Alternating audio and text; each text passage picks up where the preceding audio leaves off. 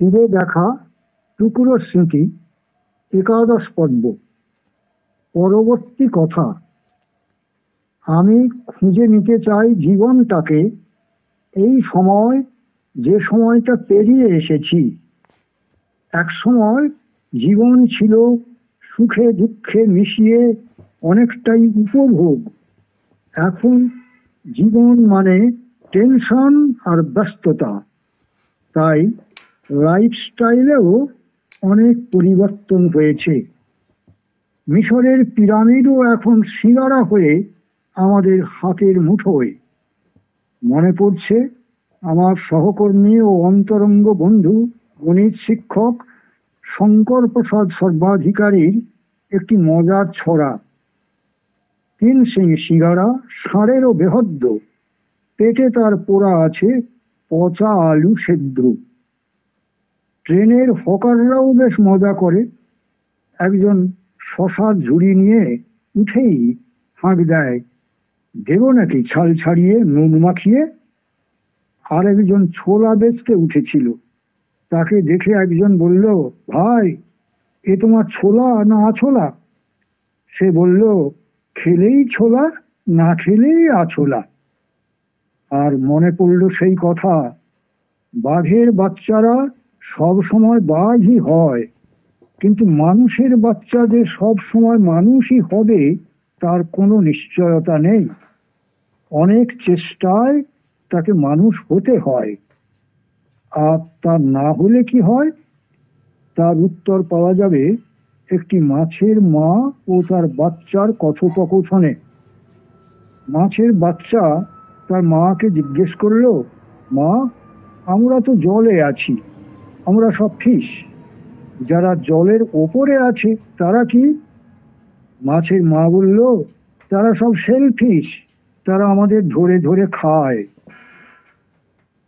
পশুরাও তো মিথ্যা বলতে পারে না বা মিথ্যা আচরণ করতে পারে না, কিন্তু মানুষ তা পারে। মানুষ সব রকম ভণ্ডামি করতে পারে। স্বার্থপরতায় ডুবে গিয়ে করতে পারে না এমন কিছু নেই। আর সেজন্য যে কোনো মুখোশ পড়তেও তাদের লজ্জা হয় না। নিজের দিকে না তাকিয়ে অন্যের সমালোচনা করতেও বেশ মজা পায়।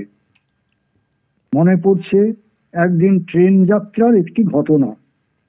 সেদিন আমার কম্পার্টমেন্টে শ্রীরামপুর স্টেশনে একদল যুবক উঠল। তারা বলতে লাগলো মঠের মহারাজদের কথা। সিল্কের গেরুয়া জামা কাপড় পরেন, খাওয়া দাওয়াও বেশ ভালোই হয়, আর ভজনানন্দের চেয়ে ভোজনানন্দই বেশি উপভোগ করেন। আমি বললাম, ভাই, মহারাজের পদ পেতে হলেও বেশ কয়েক বছর ব্রহ্মচারী হয়ে থাকতে হয়। মঠ মিশনে ঢুকে পড়েই কেউ মহারাজ হয় না। সে যাই হোক, তোমরা কি কেউ এই মহারাজের লোভনীয় জীবন বেছে নেবে? বেলুর মঠে কয়েকজন মহারাজের সঙ্গে আমার যোগাযোগ আছে। যদি কেউ চাও, সামনেই বেলুর মঠের স্টেশনে নেমে পড়ি। এখন তারা সেই যে মুখ বন্ধ করলো, হাওড়া স্টেশন পর্যন্ত আর কেউ মুখ খুলল না। নেশা মুক্তির মঞ্চে দাঁড়িয়ে একজন যুব সমাজের ওপর নেশা যে কি প্রবল ক্ষতিকর প্রভাব ফেলছে সেই নিয়ে ঝাড়া 1 ঘন্টা ভাষণ দিলেন। প্রবল করতালিতে ফেটে পড়ল চারদিক। বক্তা হাসি হাসি মুখে মঞ্চ থেকে নেমে একটা সিগারেট ধরালেন। রাতে হয়তো নিজের ঘরে একটু মদ্যপানও করেন, তবে সেটাকে তিনি নেশা মনে করেন না। কেনই বা করবেন? কোমর আমাদের প্রায় সকলেরই ভাঙা, তবে তা দোলাতে অসুবিধা হয় না। এই যে কথায় এবং কাজে ফারাক বা ভণ্ডামি, এটা এখন কিছু আঁতেল বা বুদ্ধিজীবীদেরও বৈশিষ্ট্য হয়ে উঠেছে। সেটা তারা শুধু কথায় নয়, নানা রকম লেখাতেও জাহির করে থাকেন। সেই আঁতলামি দেখলে মনে হয় এ এক অদ্ভুত রকমের তেল, আর সেই আঁতলামিকে সাঁতলানো দরকার। কিছু কিছু প্রবীণের এমন আতলামি দেখে মাঝে মাঝে নবীনদের মধ্যেও তার ছোঁয়াচ লাগে। অথচ যদি তারা আয়নায় নিজেদের দেখতেন তাহলে বলতেন, হ্যাঁ, তুমি পারতে, তুমিও পারতে প্রকৃত মানুষ হতে। তা হয় না। এই এটিং অর্থাৎ বাঁদরামি কতদিন চলবে? আর যারা সমাজে এলিট শ্রেণী বা অভিজাত সম্প্রদায়, তারাও সমাজের কমন পিপল বা সাধারণ মানুষকে নাক উঁচু দৃষ্টিতে দেখে থাকেন। একবারও ভাবেন না শ্রমজীবী মানুষের সেবামূলক কাজ বা কৃষিজীবী মানুষের ফসল উৎপাদন না হলে শুধু টাকা চিবিয়ে বেঁচে থাকতে পারতেন না। আবার অনেকে তো প্রচুর ধনসম্পদের মালিক হয়েও পশু স্তরে আবদ্ধ থেকে আহার নিদ্রা মৈথুনেই মেতে থাকেন। মানুষ হয়ে যখন জন্মেছি তখন এই মনুষ্য জন্ম সার্থক করতে কেন চেতনার নানা রঙে রঙিন হব না? মানুষের সম্পত্তি থাকলে সে উইল তৈরি করে, আর জীবন সুন্দর হলে তৈরি হয় গুড উইল। আমরা কোনটাকে বেশি মূল্য দেব? একবারও কি ভেবে দেখব না সে কথা?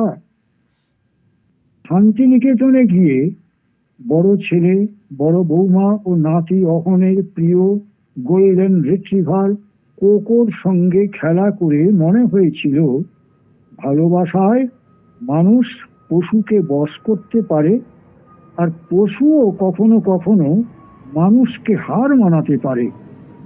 তবে শান্তিনিকেতনে ও সেখানকার টুরিস্ট স্পট সোনাঝুরিতে গিয়ে আমার মোহভঙ্গ হয়েছে। গুরুদেবের শান্তিনিকেতন যেন হারিয়ে গেছে। সোনাঝুরিতে শহুরের আল্ট্রা মডার্ন মানুষের ভিড়, অথচ তার একটু দূরে বনাকীর্ণ জায়গায় যে আদিবাসী মানুষের বাস, সেখানে পর্যটকরা যায় না, কেউ সে খবরও রাখে না। একদিন সন্ধ্যাবেলায় একজন আদিবাসী বুড়িকে মাথায় শুকনো কাঠের বোঝা নিয়ে বাড়ির পথে ফিরতে দেখে তাদের জীবনযাত্রার কিছু খোঁজ খবর নিলাম আর হতাশ হলাম। কলকাতায় সল্ট লেকের ফ্ল্যাটে ফিরে এসেও মন আরো বিষণ্ণ হয়ে উঠল চোখের সামনে একটি ছোট্ট ঘটনায়। আমাদের ফ্ল্যাটের সামনে রাস্তায় একটি মেয়ে ট্রলিতে ফল বিক্রি করছে। প্রচন্ড রোদে মেয়েটি ঘামছে। আমি তার কাছে কিছু ফল কিনে জিজ্ঞেস করলাম, তুমি ট্রলিতে একটি বড় ছাতা লাগাওনি কেন? সে বলল, ওরকম ছাতার দাম প্রায় 1200 টাকা, কোথায় পাবো অত টাকা? আমি বললাম, ঠিক আছে, আমি তোমাকে 1200 টাকা দিচ্ছি, তুমি একটা ছাতা কিনে নেবে। আমার মেয়ের মতো। তোমার নাম কি? সে বলল, আমার নাম টুকটুকি। কিন্তু আমি 1200 টাকা কি করে শোধ দেব?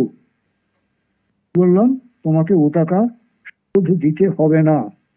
সে অবাক হয়ে টাকাটা নিয়েছিল, কিন্তু ছাতা কিনেছিল কিনা জানি না।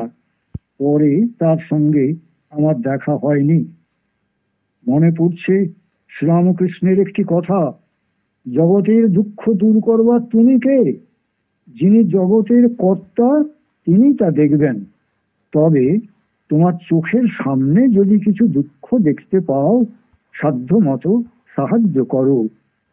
তখন মনে জাগে রবি কবির গানের এই দুটো কথা, আর আলোকের এই ঝর্ণা ধারায় ধুইয়ে দাও মনের কোণের এই দীনতা মলিনতা, ধুইয়ে দাও।